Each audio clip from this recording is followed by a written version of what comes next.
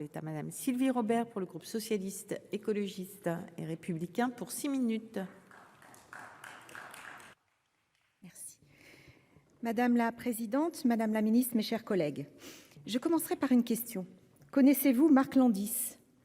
Sa vie qualifiée d'hors du commun outre-Atlantique a été quasiment consacrée à une seule activité, réaliser des fausses œuvres d'art, en prenant appui sur les catalogues des musées américains. Mais là où l'histoire devient mordante, c'est qu'il n'agit pas ainsi dans le but de s'enrichir, il donne gratuitement ses faux aux musées qui, pendant plus de 20 ans, ne remarquent rien.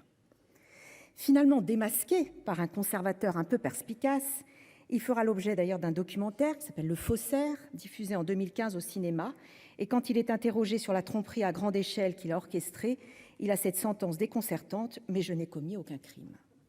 Comprendre qu'il n'a pas bénéficié d'un enrichissement personnel. Cette histoire romanesque témoigne de l'acuité de la présente proposition de loi et de la nécessité de mieux appréhender culturellement et juridiquement le faux en art. Car ce qui apparaît principal dans la défense de Marc Landis, en l'occurrence l'absence d'enrichissement personnel, n'est en réalité que secondaire. Ce qui est central, c'est la vaste duperie qui a abouti à ce que des institutions culturelles présentent au public pendant des années des fausses œuvres d'art. En France, la loi Bardoux, accompagnée du décret Marcus du 3 mars 1981, apparaissent désormais dépassées, obsolètes pour traiter efficacement du faux.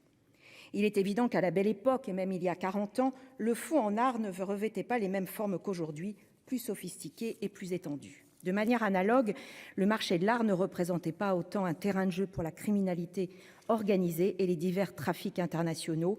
Vous l'avez déjà mentionné, et la multiplication par plus de 2 du nombre de contrefaçons artistiques entre 2017 et 2020. C'est pourquoi il se révèle indispensable d'actualiser cette loi pour mieux lutter contre les fraudes artistiques.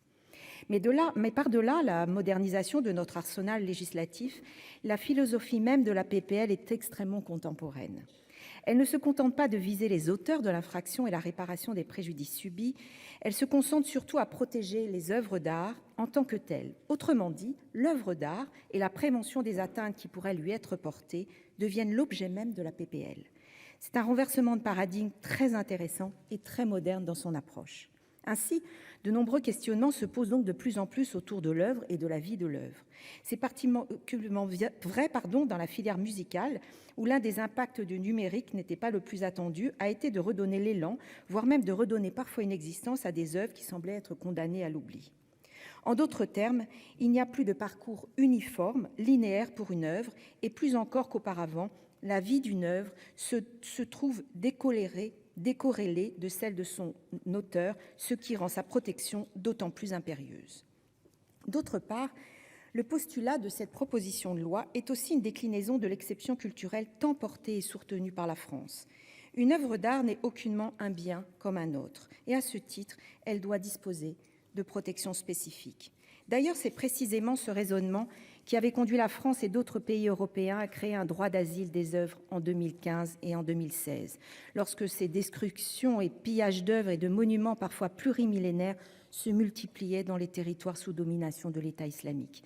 Nous avions été nombreux, souvenez-vous, y compris sur ces bancs, à nous émouvoir et à nous révolter sur ce qui constituait finalement un effacement méthodique des sociétés, des cultures, des histoires, des croyances, des imaginaires, en somme des vies et de faits qui sont constitutifs d'une certaine vérité historique et anthropologique. Parce que la question de la vérité a été, cher Bernard, au cœur de nos riches échanges sur cette PPL.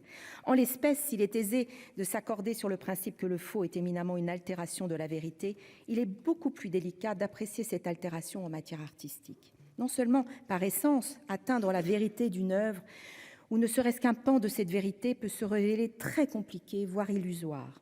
Ce que démontre d'ailleurs magistralement Mohamed M. Goursar dans son ouvrage « La plus secrète mémoire des hommes ». Mais de surcroît, l'état des connaissances et des techniques nous oblige à l'humilité, notamment devant le développement des œuvres créées par l'intelligence artificielle. Songeons aux expériences qui ont déjà été menées et qui ont prouvé qu'avec ce degré de technicité de l'IA, des conservateurs et spécialistes de l'art pouvaient se trouver démunis pour distinguer une œuvre authentique et un faux façonné par l'IA.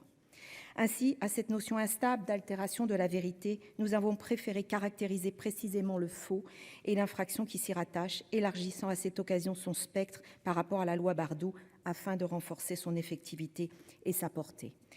Enfin, j'aimerais terminer en évoquant une préoccupation majeure, celle de la confiance, car l'implication la plus dangereuse et déstabilisante du feuilleton Landis et de tout faux qui circule de manière générale, c'est finalement la défiance qui en résulte, aussi bien sur le marché de l'art que dans le rapport aux institutions culturelles.